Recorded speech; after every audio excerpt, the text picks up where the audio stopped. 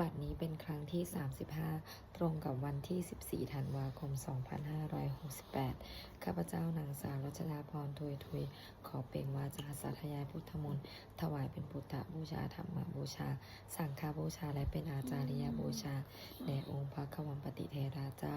หลวงองค์หลวงปู่สำเร็จล้นหลวงปู่บุญเดชหลวงปู่ศิลาตลอดทั้งครูบาอาจารย์ผู้เป็นเจ้าของวิชาจินดามณี ขอเทพเทวดาเจ้าทั้งหลายโปรดจงมาอนุโมทนาในการสวดสาธยายของข้าพเจ้านี้ ขออนุภาพคุณพารัตนตรัยครูบาอาจารย์และเทพเทวดาทั้งหลายโปรดจงบันดาลให้จิตของข้าพเจ้าเป็นสมาธิอันควรแก่การสวดสาธยายมนต์ต่อไปบทสวดชุมนุมเทวดาสามันตาจักรวาเลสุอันตาราคาจันตุเทวตาสัทธรรมังมุนิราชาสาสุนันตุสักขาโมคาทางสักเคกาเมจารุเปกิริสิการัตเถจันตาริเกวิมาเนทิเปรัตเถจักาเมตาลุวานาคาหาเนเคหาวัตถุมหิเคเตภูมาจายันตุเทวชาราธาราวิสาเม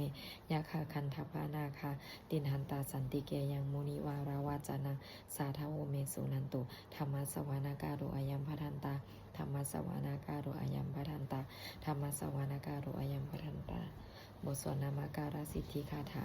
นะโมตัสสะภะคะวะโตอะระหะโตสัมมาสัมพุทธัสสะนะโมตัสสะภะคะวะโตอะระหะโตสัมมาสัมพุทธัสสะนะโมตัสสะภะคะวะโตอะระหะโตสัมมาสัมพุทธัสสะบทสวดสัจจกริยาคาถานาทีเมสานังอัญญังพุทโธเมสานังวะลังเอเตนะสัจจาวะเชนะมาสัจจาวะเชนะโสทิเมโหตุสัพพทานาทีเมสารนังอัญญังธรรมโมเมสารนังวะลังเอเตนะสัจจาวะเชนะโสทิเมโหตุสัพพทานาทีเมสารนังอัญญังสังโฆเมสารนังวะลังเอเตนะสัจจาวะเชนะโสทิเมโหตุสัพพทาบทสวดมหาการุณิโกนาโถติอาทิกาคาถามหาการุณิโกนาโถอัฏฐายะสัพพปานินังภูเรตวะปารมีสัพพปโตสัมโพธิมุตตมะเอเตนะสัจจาวะเชนะมาโหนตุสัพพุปทวะมหาการุณิโกนาโถหิตายะสัพพปานินังภูเรตวะปารมีสัพพปโตสัมโพธิมุตตมะเอเตนะสัจจาวะเชนะมาโหนตุสัพพุปทวะมหาการุณิโกนาโถสุขายะสัพพปานินังภูเรตวะปารมีสัพพปโตสัมโพธิมุตตมะเอเตนะสัจจาวะเชนะมาโหนตุสัพพุปัทวาบทสวดมหาสมัยสูตรเอวเมสุตังเอกังสัมมายังภะคะวะสักเกสุวิหารติกาปีละวัตถุสมิงมหาวะเนมหาตาภิกขุสังเคนะสัตถิงปัญจามาเตหิภิกขุสัตเตหิสัพเพหิวะอรหันเตหิทัสสหิจโลกาธาตุหิเทวตาเยปุเยนะสนิปติตาหนติภะคะวันตังหัสสนายะภิกขุสังคัญจาอาทาโกจัตตุนังสุทาวาสกายิกานังเทวานังอิตถาโหสิอายังโขภะคะวะสักเกสุวิหารติกาปีละวัตถุสมิงมหาวะเนมหาตาภิกขุสังเคนะสัตถิงปัญจามาเตหิภิกขุสัตเตหิสัพเพหิวะอรหันเตหิทัสสหิจโลกาธาตุหิเทวตาเยปุเยนะสนิปติตาโหนติภะคะวันตังหัสสนายะภิกขุสังคัญจยานุนามะยัมปิเยนะภะคะวะเตนุปสังกะเมยมะอุปสังกะมิตวะภะคะวะโตสันติเกปัจเจกคาถาภาเสยมาติอาทาโคตาเทวตาเสยถาปีนามาภาราปุริโสสัมมัญชิตังวะภาหังปัสสาเลยะปัสสาลิตังวะภาหังสัมมิเชยะเอวะเมวะสุทาเวเสสุเทเวสุอันตารหิตาภะคะวะโตปุระโตปาโตระหังสุอาทาโคตาเทวตาภะคะวันตังอิอภิวาเทตาวะเอกามันตังอาหังสุเอกามันตังทิตาโคเอกาเทวตาภะคะวะโตสันติเกมังคาถาอาภาสิมหาสมัยโยปาวานาสมิงเทวากายาสมาคตาอาคาตมหาอิมังหามัสสมายาคคิตายเวะอปาราจิตาสังคันติอาราโคอปาราเทวตาภะคะวะโตสันติเกมังคาถาอาภาสิตัตตาราภิกขโวสัมมาทาหังสุจิตังอัตโนอุชุกมังการสุสารถีวาเนตานิคาเหตวะอิทิยานิรักขันติปันทิตาติอาตะโคอปาราเทวตาภาคะวะโตสันติเกอิมังคาทังอาภาสิเชตวาคีรังเชตวาปาลีขังอินทาคีรังโอหัจจมาเมชาเตจารันติสุทาวิมาระจักกุมาตาสุทันตาสุสุนาคาติอาตะโคอปาราเทวตาภาคะวะโตสันติเกอิมังคาทังอาภาสิเยเกจิพุทธังสารนังคตาเสนาเตคามิสันติอปายาภูมิงปะหายามานุสังเทหะเทวากายังปริปุเรสันติติอาตะโคภาคะวะภิกขุอามันเตสิเยปุเยนะภิกขเวทัสสสุโลกาธาตุสุเทวตาสันนิปติตาโหนติตถาคตังสัสสานยาภิกขุสังคัญจเยปิเตภิกขเวอเหสุงอาติตามัทานังอรหันโตสัมมาสัมพุทธาเตสัมปีภาคาวันตานังเอตปารามายโยเทวตาสันนิปติตาเหสุงเสยถาปิมายหังเอตาระหิอเยปิเตภวิค ภิ ภิกขเวภวิสันติอนาคตามัทธานังอรหันโตสัมมาสัมพุทธาเตสัมปิปะขวันตานังเอตปารามายวะเทวตาสานิปติตาภวิสันติเสยถาปิไมหังเอตาราหิอาจิคิสามิภิกขเวเทวกายานังนามานิกิตตายิสามิภิกขเวเทวกายานังนามานิเทศิสามิภิกขเวเทวกายานังนามานิตังสุนาถาสาธุกรรมมานาสิกาโรธาภาสิสามิติเอวัมพันติติโคภิกขุภะคะวะโตปัจจโสโสภะคะวะเอตตะโวจาสิโลกามานุกัสสามิยะถาภูมาตาสิทัสสิตาเยสิตาคิริคปาลังปะหิตตาสัมมาหิตาปุถุสีหาวะสลีนาโลมาหันสัมพิโนโอทาตะมานาสาสุทาวิปัสสนามานาวิลาพิญโยปันตสเตยตาวาวาเนกัปปิลาวัทเวตโตอามันตยิสัทธาสาวะเกสาสเนลาเตเทวากายาอภิญกตาเตวิชนาทัพพิกโวเตจะอัตตาปมังกะลุงสุตวาพุทธศาสสนังเตสัมปาตุลาหุยานังอามานุสานาทัสนะอเปเกนันอเปเกสตะมัทคุงสหัสสังอาทาสัตตริสตังเอเกสหัสสานังอามานุสานามัทคุงอเปเกนันตมัทคุงทิสาสภาพุทธาอหุงตันจะสัมพังอภิญญายาววาคิตวานาจักขุมาตโตอามันตยิสถาสาวเกสาสเนละเตมเทวากายาอภิญกันตาเตวิชานาถาพิขโวเยวหังกิตายิสามิกิราหิอนุปุปโสสตัสหัสาวายขาภูมากับปิลาวัทวาอิทิมันโตชุติมันโตวันนาวันโตยะสัสสิโนมุทามานาอภิกามุพิคูนาสามิติงวนาชาสหัสสะเหมาวตายะขานานาตวานิโนอิทิมันโตชุติมันโตวันนาวันโตยะสัสสิโนมุทามานาอภิกามุพิคูนาสามิติงวนาสัตตากิลาติสหัสสะยะขานานาตวานิโนอิทิมันโตชุติมันโตวันนาวันโตยะสัสสิโนมุทามานาอภิกามุพิคูนาสามิติงวนาอิเตเตโสลาสัสหัสสะยะขานานาตวานิโนอิทิมันโตชุติมันโตวันนาวันโตยะสัสสิโนมุทามานาอภิกามุพิคูนาสามิติงวนาเวสามินตาปัญจสัตตายะขานานาตวานิโนอิทิมันโตชุติมันโตวันนาวันโตยะสัสสิโนมุทามานาอภิกามุพิคูนาสามิติงวนากุมพิโรราชาขาหิโกเวปุลัสสานิเวสนังพิญโยนาสัตตาสหัสสังยะขานาปยิรูปาสติกุมพิโรราชาขาหิโกโสปาคะสามิติวานังปุริมันจะทิสังราชาทัตตะรัตโถปสาสติคันธพานังอธิปติมหาราชายสัสสิโสปุตตปิตัสสะภาหะโวอิทานามาปาปะระอิทิมันโตชุติมันโตวันนาวันโตยสัสสิโนโมทามานาอภิกามุภิกขุนังสามิติวานังทักขินันจะทิสังราชาวิรุณโหตัปปสาสติกุมพัทานังอธิปติมหาราชายสัสสิโสปุตตปิตัสสะภาหะโวอิทานามาปาปะระอิทิมันโตชุติมันโตวันนาวันโตยสัสสิโนโมทามานาอภิกามุภิกขุนังสามิติวานังปัญชิมันจะทิสังราชาวิรูปโขปสัสสตินาคานังอธิปติมหาราชายสัสสิโสปุตตปิตัสสะภาหะโวอิทานามาปาปะระอิทิมันโตชุติมันโตวันนาวันโตยสัสสิโนโมทามานาอภิกามุภิกขุนังสามิติวานังอุตตรัญจาทิสังราชากุเวโลตัปปสาสติยะขานังอธิปติมหาราชายสัสสิโสปุตตปิตัสสะภาหะโวอิทานามาปาปะระอิทิมันโตชุติมันโตวันนาวันโตยสัสสิโนโมทามานาอภิกามุภิกขุนังสามิติวานังปุริมาทิสังทัตตาลาโถทักขิเนนะวิรุหะโกปัจฉิเมนะวิรูปโขกุเวโลอุตตรังทิสังจัตตาโลเตมหาราชาสัมมันตาจตุโรทิสาทัทธันละมานาอสังสุอถังสุวเนกัปปิลาวัฏเวเตสังมายาวิโนทัสสะอาคูวันจานิกาสัทธามายากุเรนทุเวเรนทุวิภูจวิภูโตสหจันทโนกามาเชโทจะนิคันทุจะนิอินโนคันทุนิคันทุจะปานาโทโอปามัญโยจะเทวสุโตจะมาตาริจิตเสโนจะคันทโปนาโรราชาชโนสัพโพอากูปัญจสิโกเจวะติมพารุสิริยวัชสาเอเตจเนจราชาโนคันธภาสหราชพีโมทามานาอภิกามุมภิกขุนังสามิติวนาอาหากูนาภาษานาคาเวสาลาสหตัชกากัมภาราสัตตลาอากูปายคาสหายติปิยามุนาทัตตารัฐาจาอากูนาคายสัสสิโนเอราวันโนมหานาโคโสปาคาสมิติวนาเยนาคาราเชสหสหรันติทิพาชิชาปคิวิสุทธจักขูเวหายาสาเตวานามาชะปัตตาจิตาราสุปันนาอิติเตสะนามาอาภายันตาธานาคาราชานามาสิสุปันนาโตเขมามากาสิพุทโธสนะหาหิวาจาหิอุปาวะหายันตานาคาสุปันนาสาระนะมากังสุพุทธังชิตาวาชิระหะเถนะสัมมุทังอสุราชิตาภาตาโรวาสาวะเสเตอิติมันโตยัสสิโนการะกัญชามหาพิสมาอสุราธานะเว เวคาสาเวปฏิติสุจิติจาปหาราโทนะโมจีสหสตันจาภาริบุตตานังสัพเพเวโรจานามากาสันนายหิตาวาภาริงเสนังลาหุภาถามุปากะโมสัมมาโยธานิผันตันเถพิกุณาสามิติวานังอโปจเทวาปัทวิจเตโชวายโยตถาคมุงวาลุนาวาลุนาเทวาโสโมจายสัสสาสหเมตตากะลุนากายิกาอากูเทวายสัสสิโนทัสสิเตหัสสทากายาสเพนานาตวานิโนอิติมันโตชุติมันโตวนาวันโตยัสสสิโนโมทามานาอภิกรรมุภิกขุนัสสมิติวานังเวทุจัตเทวาสหลิจาอาสมาจาทุเวยะมาจันทัสสุปนิสาเทวาจันทามาคุปุลคิตาสุริยสุปนิสาเทวาสุริยมาคุปุลคิตานาคตานิปุลคิตาวาอากูมันทะละวาหกาวาโสนังวาสโวเสโทสักโกปาขะปุรินทโททัสสิเตหะสทากายะสัพเพนานาตาวานิโนอิติมันโตชุติมันโตวนาวันโตยัสสสิโนโมทามานาอภิกรรมุภิกขุนาสามิติวานังอาถาคูสหภูเทวาชาลามาคิสิกาลิวะอลิทากาจโรชาจะอุมาปุพานิภัสสิโนวาลุนาสหธรรมมาจากอัจจุตาจากอเนชกาสุริยะลุจิลาอาคูวาสเนสิโนทัสสิเตหะสทากายะสัพเพนานาตาวานิโนอิติมันโตชุติมันโตวนาวันโตยัสสสิโนโมทามานาอภิกรรมุภิกขุนาสามิติวนาสามานามหาสามานามานุสามานุสุตตมาคิถาปตุสิกาอ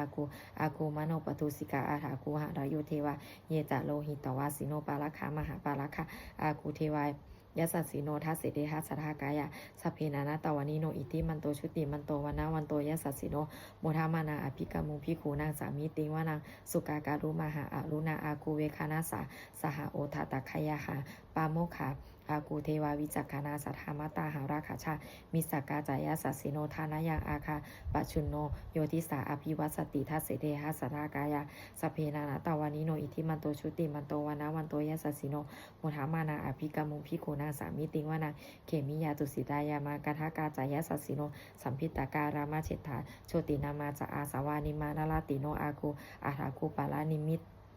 ตาทัสสิเดหัสทากายาสัพเพนานาตวานิโนอิทิมันโตชุติมันโตวนาวันโตยัสสสิโนมุทามานาอภิกรรมุภิกขุนาสามิติวานาสัทเถเตเทวานิกายาสัพเพนานาตวานิโนนามันวายเยนะอาขันชุงเยจันเยสัทธิสาสหปาวุธาชาติมัคคีรังโอขาตินะมานาสาวังทะเขโมขาตารังนาคังจันทังวาอาสิตาติตังสุภามาปารามาโตจะปุตตาอิทิมาโตสหาสานังกุมาโรติโสจะโสปาขาสามิติวานังสหสัพพมาโรกานังมหาพมาพิติทัตติอุปปันโนชุติมันโตพิสมากายโยยัสสิโสทัสเสดาอิสราอาคูปัจเจกวัสสวัตติโนเตสัญจามัชโตอาคาหาริโตปาริวาริโตเตจะสัมเพอภินเกนเตสินเทเวเกสัพพมาเกมาราเสนาอภิกามิปันสะกนาหัสสะมันทียังเอถะคณาพันธะราเคนะพันธามัตุโอสามันตาปาริวาเลทะมาโมมุจิตาโกจินาอิติตัทธามหาเสโนกานาให้เสนังอเปสยิปานินาปตารามาหัจจาสาลังกตาวานาเพระวังยถาปวุสโกเมโคธนายันโตสวิสุโกตถาสุปตุปัทวติสังโกโตอาสยังวาเสตันจัสัมพังอภิญญายาวะคิตาวานาจักขุมาตาโตอามันตายิสถาสาวเกสาสเนละเตมาลาเสนาอภิงกตาเตวิชนาถาพิกโวเตจะอาตาปามังกาลุงสุตตวาพุทธศาสนังวีตาลักเคหิปากามงเนสังโลมัมปิอินชยุงสัพเพวิจิตาสังฆมาพยาติตายาสัสสิโนโมทันติสหปุเตหิสาวากาเตชเนสุตตาติบทสวดจุลชยปกรณ์นะโมเมพุทธะเตชะสารตานาตายาธรรมิกาเตชะปัสสิทธิปัสสิเทวานารายะปาราเมสุราสิทธิพรหมาจะอินทาจะตุโรกาคัมพีรักขากาสมุทธาภูตุงคังคาจะพรหมาสัพพมะจะสัพพมะชัยประสิทธิภวันตุเตชัยธารานีธารานีอุทัทธีนาทีชัยคะคนละตัวนานิสัยนิไลสายเสนาเมรุราชชาพลนาราชีชัยคัมพีระสมพีนาเกณฑานนาคีวิสาจปุตตาการีชัยทุนิมิตาโลคีชัยสิงคีสุธาธานะมุขขาชาชัยวิวรุณนามุขสาตาชัยจำปาทินาขะกุระคันโทกชัยคัจฉโคนะตุโรงสุการาภาชุ ผู้ชงสีหาพายาขะทีปาชัยชยวารุณนามุขายาตาชิตะเสนารีปุนะสุทธินารดีชัยสุขาชีวีชัยธารณีตาเรสัทธาสุชัยธารณีสาตินสัทธาชัยมังกรารัญญาภาวะเขชัยวรุณายเขชัยราคาเสสุราภูชาเตชาชัยพรหมเมนทขานาชัยราชาธิราชสัจชัยปัทวิงสัพพังชัยอรหันตาปเจกพุทธาสาวังชัยมเหสุโรหรินเทวาชัยพระมาสุรโขชัยนาโควิรุณหโกวิรูปโกจันติมาราวีอินโทจเวนะเตโยจากกุเวโรบะ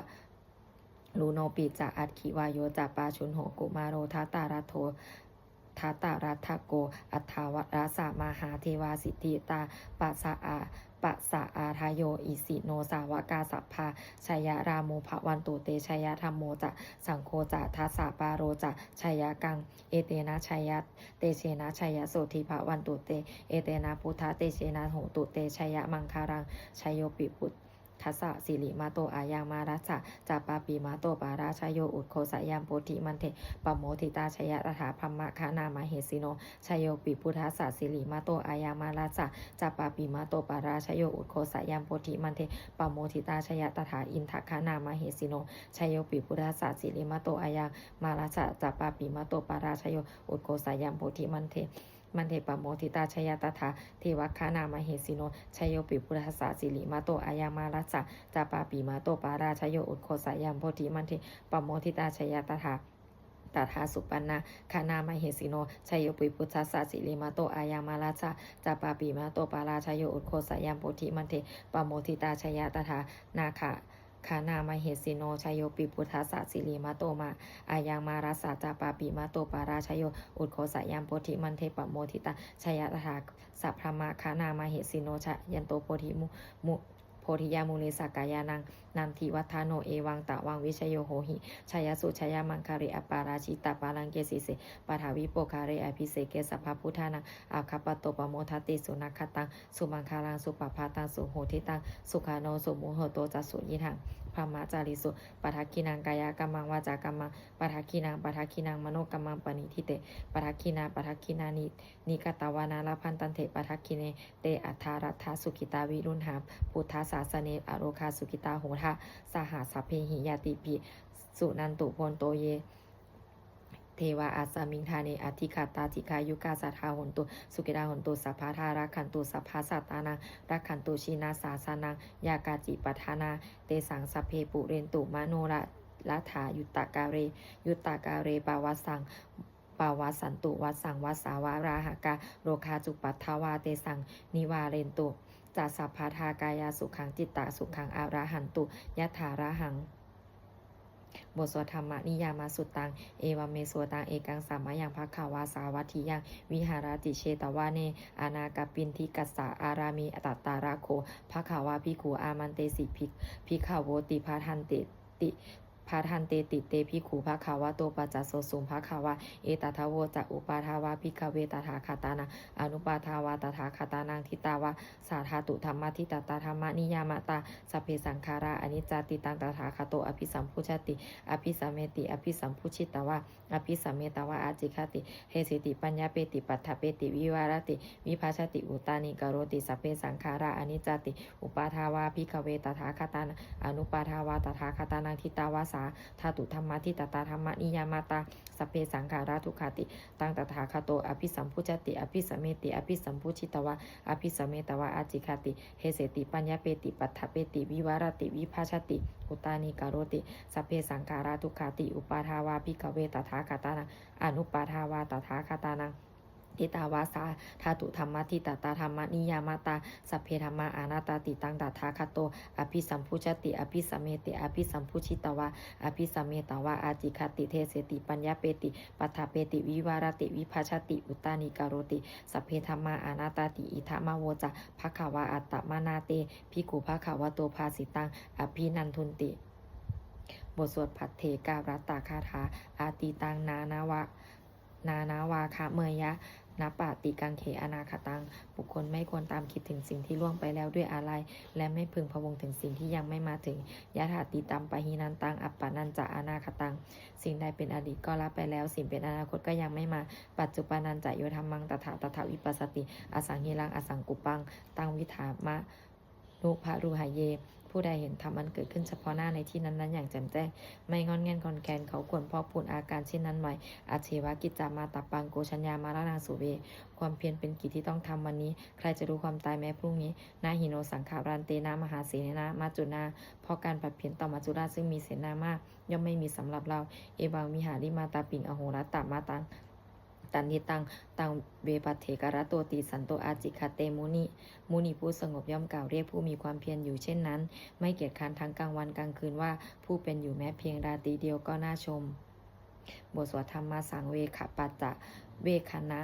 สัพเพสังขาราอนิจจาสังขารคือร่างกายจิตใจและรูปธรรมนามธรรมทั้งหมดทั้งสิ้นมันไม่เที่ยงเกิดขึ้นแล้วดับไปมีแล้วหายไปสัพเพสังขาราทุกขันสังขารคือร่างกายจิตใจและรูปธรรมนามธรรมทั้งหมดทั้งสิ้นมันเป็นทุกข์ทนยากเพราะเกิดขึ้นแล้วแก่เจ็บตายไปสัพเพธรรมาอนัตตาสิ่งทั้งหลายทั้งปวงทั้งที่เป็นสังขารและไม่ใช่สังขารทั้งหมดทั้งสิ้นไม่ใช่ตัวไม่ใช่ตนไม่ถือว่า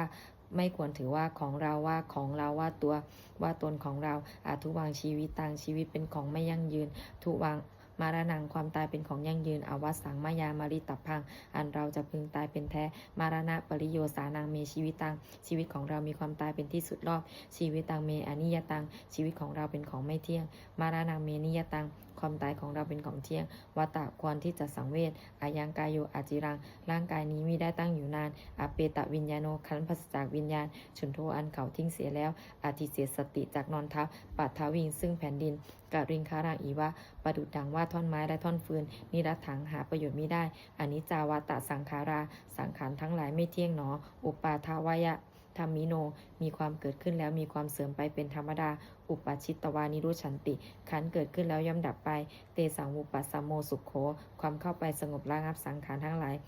เป็นสุขอย่างยิ่งสัพเพสัตตามารันติจาสัตว์ทั้งหลายทั้งปวงกำลังตายอยู่มาลิงสุจามาริสาเลที่ตายแล้วและกำลังจะตายตเทวะหังมาริสามิเราก็จักตายอย่างนั้นเหมือนกันนัตถิเมเอทาสังสยโยความสงสัยในความตายนี้ย่อมไม่มีแก่เราเลยบทสวดเมตตายังกินจิกุสารังกัมมังสัพเพหิพระ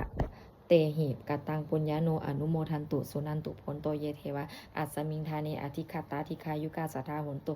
สุกิตาหนตุทุกขาปะมุจันตุมาตาปิตาสุกิตาหนตุทุกขาปะมุจันตุสัพเพยาติกาสุกิตาหนตุทุกขาปะมุจันตุสัพเพอายาติกาสุกิตาหนตุทุกขาปะมุจันตุสัพเพปิสาสัพเพยักขาสัพเพเปตาสุกิตาหนตุทุกขาปะมุจันตุสัพเพอาจาริยุปัจฉายาสุกิตาหนตุทุกขาปะมุจันตุสัพเพนักขัตตาสุกิตาหนตุทุกขาปะมุจันตุสัพเพเทวาสุกิตาหนตุทุกขาปะมุจันตุสัพเพสามะตินังสมิชันตุโอบทสวดบูชาหลวงปู่ทวดนะโมโพธิสัตโตอาคันติมายาอิติภควานะโมโพธิสัตโตอาคันติมายาอิติภควานะโมโพธิสัตโตอาคันติมายาอิติภควาบทสวดปฏิทานาคาถายาเทวตาสันติวิหาราวาสินีถูเปคาเรโพธิคาเรตาหิงตาธรรมะทาเนนะภาวันตุปูชิตาโสทิงการโรนเตทะวิหารมันทะเรเทราจะมัชชานาวากาจะพิขโวสารามีกาธานะปฏิอุปาสากาคามาจะเทสานิคามาจะอิสาลาสัมปานาปูตาสุกิตาภาวันตุเตชะลาผู้ชายเยปิจะอันทสัมภาวะสังเสทาชาตาอาทาวปปาติกานิญญานิกังธรรมวารังปกิจจเตสัมเพปิทุกขสการนตุสังขยังทาตุจีรังสัตตังธรรมโมธรรมัทธาราจะปุคาราสังโฆโหตุสัมมัคโขวะอัฏฐายะจะหิตายะจะอัมเหระขันลักขตุสัทธโมสัพเพปิปะธรรมจาริโนวุทิงสัมปาปุเนยามะธรรมีอริยวะปะเวทิเตปัสสนาโหนตุสัพเพปิปานิโนพุทธศาสเนสัมมาทารามปะเวชันโตกาเรเทโวปวัสสุปวัสตุวุธิภาวายะสัตตานางสามิทางเนตุเมธานีมาตาปิตาจากอัตตาราชังนินจังรักขันติปุตตากังเอวังธรรมเมนะราชาโนปชังรักขันตุสัพพทาบทสวดเทวตาอุโยชนะคาถาทุกขปตาจนิทุกขาพยปตาจนิพยาโสกปตาจนิโสกะโหนตุสัพเพปิปานิโนเอตตาวตาจะอามิสัมปตังปุญญาสัมปทางสัพเพเทวานุโมทันตุสัมภาสัมปติสิทธิยาทานังทัทันตุสัทธายาสีลังละขันตุสัพพตาภาวะนาภาริตาโหนตุคาฉันตุเทวตาคตา บทสวดสุมังคาราคาถาโหตุสัพพังสุมังคารังรักขันตุสัพพะเทวตาสัพพะพุทธานุภาเวนะโสติโหนตุนิรันตรังโหตุสัพพังสุมังคารังรักขันตุสัพพะเทวตาสัพพะธรรมานุภาเวนะโสติโหนตุนิรันตรังโหตุสัพพังสุมังคารังรักขันตุสัพพะเทวตาสัพพะสังฆานุภาเวนะโสติโหนตุนิรันตรังสัพเพพุทธาภารปัตตาปัจเจกานันจะยังพรังอรหันตานันจติเชนะระขังพรามิสัพพโสสัพเพพุทธาภารปัตตาปัจเจกานันจะยังพรังอรหันตานันจติเชนะระขังพรามิสัพพโส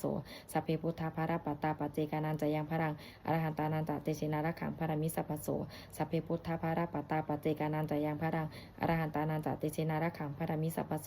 สัพเพพุทธาภารปัตตาปัจเจกานันจะยังพรังอรหันตานันจติเชนะระขังพรามิสัพพโสสัพเพพุทธาภารปัตตาปัจเจกานันจะยังพรังอรหันตานันจติเชนะระขังพรามิสัพพโสสัพเพพุทธาภารปัตตาปัจเจกานันจะยังพรังอรหันตานันจติเชนะระขังพรามิสัพพโสสัพเพพุทธาภารปัตตาสัพเพพุทธาภารปัตตาปัจเจกานันจะยังพรังอรหันตานันจติเชนะระขังพรามิสัพพโสสัพเพพุทธาภารปัตตาปัจเจกานันจะยังพรังอรหันตานันจติเชนะระขังพรามิสัพพโสด้วยอำนาจแห่งบุญกุศลที่ข้าพเจ้าได้สวดสาธยายพระพุทธมนต์นี้ข้าพเจ้าขอน้อมเกล้าอุทิศถวายเป็นพระราชกุศลแด่สมเด็จพระนางเจ้าสิริกิติ์พระบรมราชินีนาถพระบรมราชชนนีพันปีหลวงผู้เสด็จสู่สวรรคาลัยขออานิสงส์แห่งบุญกุศลนี้จงเป็นสัพพสิริมงคลแก่ข้าพเจ้าให้แคล้วคลาดปลอดภัยจากทุกโศกโรคภัยอันตรายทั้งปวงให้มีแหล่งรายได้อันสุจริตมั่นคงเป็นสัมมาอาชีพอันชอบธรรมคำว่าไม่มีอดอยากยากจนขออย่าได้มีแก่ข้าพเจ้าเลยขอให้ข้าพเจ้ามีสัมมาทิฏฐิตั้งมั่นในพระธรรมคำสอนแห่งองค์สมเด็จพระสัมมาสัมพุทธเจ้าดำรงอยู่ในความดีงามตลอดกาลนานอีกทั้งขอเทพเทวดาทั้งหลายผู้ได้อนุโมทนาสาธุการในบุญกุศลนี้โปรดประสิทธิ์ประสาทพอน้อมส่งอานุภาพแห่งมงคลไปสู่วัตถุมงคลพระปิตายาเศรษฐีทั้งฝ่ายไทยและฝ่ายลาวรวมถึงวัตถุมงคลทั้งปวงที่3 สิ่งอำนวยได้จัดสร้างขึ้นให้เปี่ยมด้วยพุทธานุภาพเทวานุภาพและฤทธานุภาพอันศักดิ์สิทธิ์อำนวยผลให้เป็นสิริมงคลแก่ผู้ครอบครองและบูชาทุกประการเทอญ